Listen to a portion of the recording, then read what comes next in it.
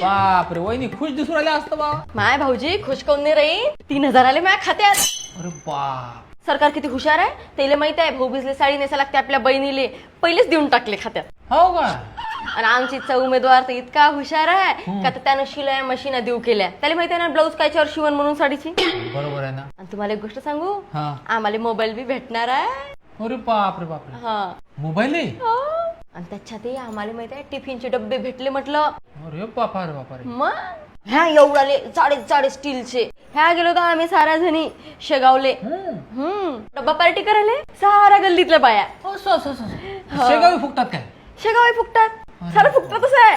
हो. बरं मग मी काय म्हणतो हा तुम्ही मतदान कोणाला करता. हा ह्या एक प्रश्न आहे. हा. काय हो भाऊजी कोण लागण एवढ्या लाईनीत उभं आणि ते मी काही करतच नाही यंदा मतदान. जाऊ द्या जीवार येते मी. अरे बापरे मतदान करत नाही.